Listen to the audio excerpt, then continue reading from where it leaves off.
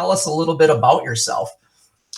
Well, I'm 68 years old, and I'm a dentist, and I have 2 kids, and I've been doing this for quite a long time, and I'm thinking of retiring soon. I still enjoy the job, and I live in Pittsburgh, Pennsylvania, which is not that far from Cape May, a few-hour drive, like 7-hour drive. So I enjoy games. As a kid, I enjoyed games. Kind of got away from it for a long time, though. I went to college. I went to dental school, set up a practice, got married, had kids. Really didn't play for probably 15, 20 years. Wow. And then my son was working in a bank, and he met some lady there whose husband played games. And I was curious because I was playing the video games like Sid Meier's Civilization and Age of Empires, stuff like that. Sure. That was getting my fix, my gaming fix. So I said, I got to talk to this guy. What kind of games are out there now? Because I remember Risk and Monopoly and Sorry and stuff like that. So I got in touch with him. He invited me to a game day, went to his house. This guy had 500 games. And I'll tell you, it opened my eyes. I says, wow, this is unbelievable. And it kind of reinvigorated my latent gaming desire. So sure. Well, what games were you going in the game? What games were you playing back in the day? Like I remember a lot of the Avalon Hill stuff. I was kind of in the wargaming stuff. You know, my cousin got me to play Tactics 2. I was the first one I played like that. I went to his house. I said, man, this is fun. So I went out and bought a bunch of those, and I had some friends that played them. And then from there, I played a lot of Stratomatic. I don't know if you're familiar with that game. It's a baseball and football game. It was back in the 60s and early 70s. It was very popular. And those are pretty much the games I played. And there were some odds and ends, other ones I would order when my dad allowed me. Civil War game and other types of games that probably just were small printing, and that was it. You didn't have them anymore. So I did stuff like that. Yeah. Well, that's great. So this really kind of opened your eyes to sort of like what was all available out there. And then, sure. You know, how have you been cultivating that hobby since you sort of were reintroduced to it? I've got about 300 games myself, maybe more. My wife counts them. But I have a lot of games, yeah, quite a few. I've kind of geared away from the war game stuff. Like I'm probably more of a Euro game kind of guy, somewhat. I did do a lot of. I played a war game called Memoir 44, and I did a lot of design for scenarios for people online. Oh, interesting. And I did a lot of research on them, and I would put them online, and people really got to like them, and they play them in tournaments. They would play them, and Europeans really liked them. They play them at the World Board Gaming Championships.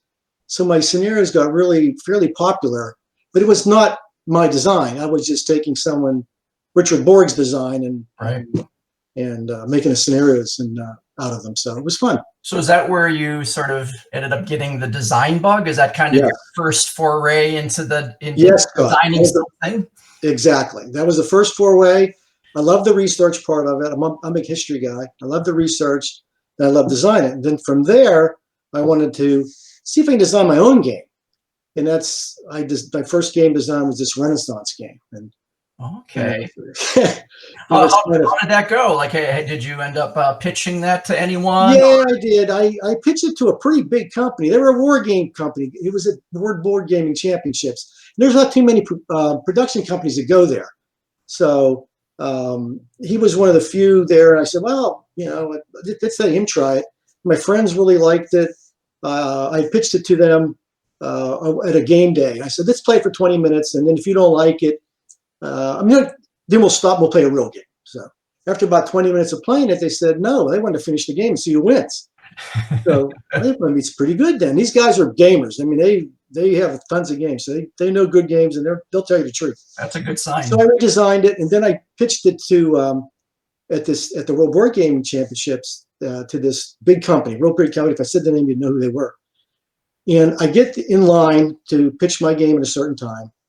There's a couple kids in front of me. I would call them kids. They're probably in their 20s. And they're pitching their game. All right. and I'm looking at their game, and I'm saying, "Oh my God, what am I doing here?" They've got graphics that looks like a finished product. And me, I have no art skills at all. I don't even have computer skills. I'm old. I don't have computer skills. Mine's all hand drawn. So they're, I looked at one. There's two guys ahead of me. They're pitching their game. Then the next guy pitches his, and I said, "I'm ready to leave." I said, "This is stupid. I mean, he's not good. He doesn't care about this game." So I put my game down. Their eyes are rolling in the back of their head. They're getting fidgety. They want to go to lunch or dinner or whatever it was. So I showed them the game, and they're kind of, "Hey, this doesn't look too bad." They liked it. And then they said, "Bring it tonight." They didn't tell these other guys that. I said, "Bring it tonight and we'll play it." I said, "Wow. I mean, that sounds pretty good." So that's what happened. I pitched it to them. They liked it. I made some changes on it. I got real close, I think, to them taking it. But what happened was, I think it wasn't their genre. They were war games. And my game really wasn't a war game. Sure. There was area control in it, but there was no war, no fighting in it. Gotcha. So they kind of said, "You know what? But I still keep in touch with the guys, and but I never. That one kind of fell by the wayside. So then along came Cape May at some point, and I know you mentioned Cape May is a few hours drive from where you live, and so tell us a little bit about like Cape May, the place, and maybe what got you thinking about, hey, this is a great place, let's do a game about it. Okay, I had been there many times about 15 so years ago with the kids, and my sister lives in Philadelphia, and we would go to Cape May 2 or 3 times in the summer for a vacation together. But I never thought about the history of the place. I mean, you go there, oh, it's beautiful. They have all these Victorian homes that are beautifully designed in colors. It's a different resort than any other resort you'd ever want to see. And I've been up and down the East Coast from Florida all the way to Boston, and it's nothing like that place. So, but 4 or 5 years ago, my kids are in college, so my wife said, "Let's go to Cape May." So just for a long weekend. So we went. And we were walking through the commercial area, and there was a little trolley tour to be. They were going to let's take the tour. What the heck? So we go on the tour, and this lady's giving us all these facts about the town. I'm going, "Yeah, really? Biggest hotel in the world? Yeah. Best bird watching place in the East Coast? Yeah, really." And she was giving me all these facts. I said, "Wow, this is amazing." I knew this town's pretty, but I didn't think it had all this history behind it. Sure. So before the end of I don't know what happened. Hit me before the end of the tour. I'm telling my wife, "I'm going to make a game of this place." There's all these games in Europe, right, Scott? Every town in Europe has a game named after it. Right. Whether it's thematic or not, there's a town in Europe named after it. So I said, we're going to make a United States town. So, and a nice old town like this. So I came home. I took all this research stuff. I came home and I started. Thinking about what I wanted to do, what kind of theme do I want for this game?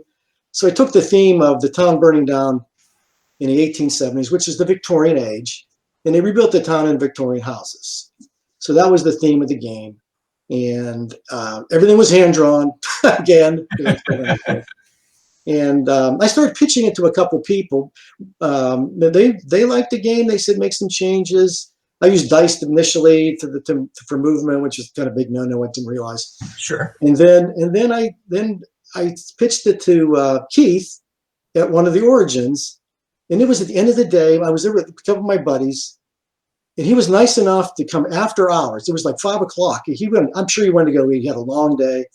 He said, "Yeah, I'll come see it." He sat down.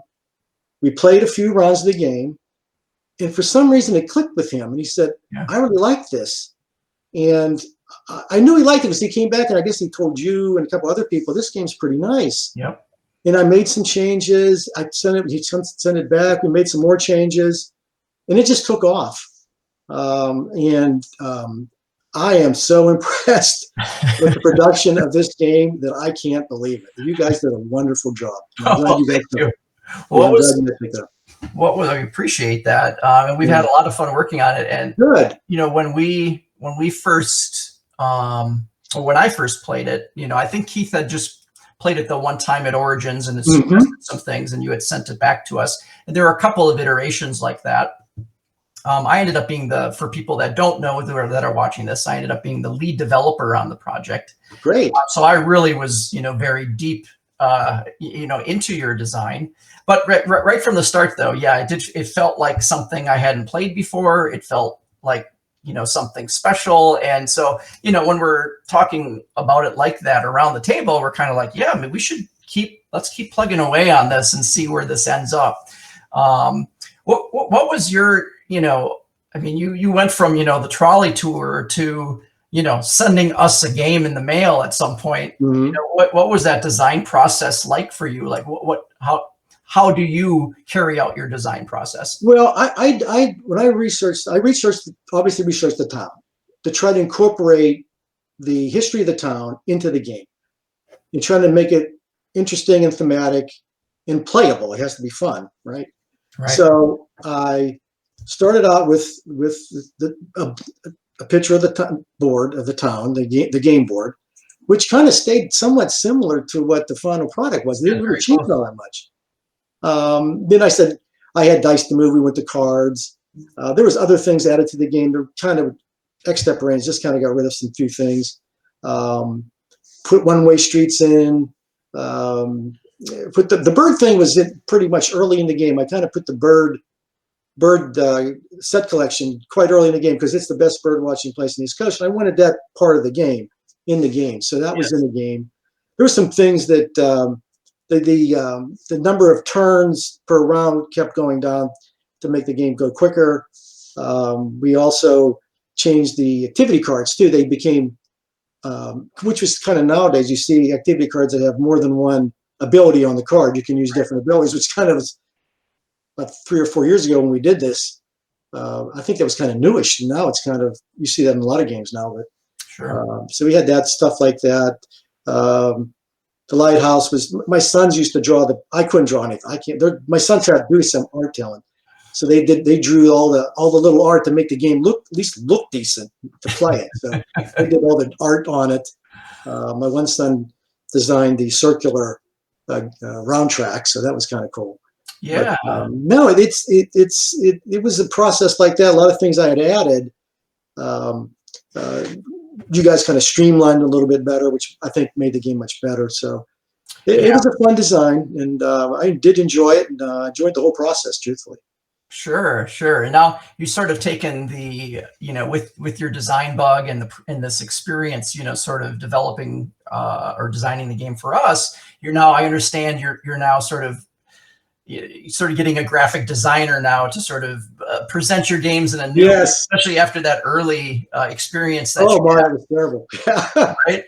Yeah, I do. I've designed some other games. They're all based on actual historical or factual events and things. And I did get there's a guy in Pittsburgh he's a beautiful graphic designer, and he's graphically designed a couple of my games. And with this COVID thing, I haven't really had a chance to present too much of those lately. One's on, there's one's on botanical gardens, which is kind of cool. People don't know they do a lot of environmental stuff there, which is more than just showing flower shows. Oh. I did one on dog shows. I did one on a bunch of dog. People love dogs. I did one on dog shows. There's not that much out there on that. And I did one on medicine, since I'm in the medical field. I did one on medicine, and I did one that I kind of put away. I did one on electronics even, which is, forget that one. You learn about resistors, capacitors, and stuff like that, though. You do learn about that. Yeah, there's always hits and misses, right? Yeah, a lot of hits and misses, sure. Absolutely. Beautiful. So, well, Eric, thank you so much for coming on and talking with us. And congratulations on the success of your first published game. Well, congratulations on you guys for doing such a wonderful job. Well, thank you. I'm very happy. Thank you, and we hope to talk to you again. Yeah. Okay, take care. See you, Scott.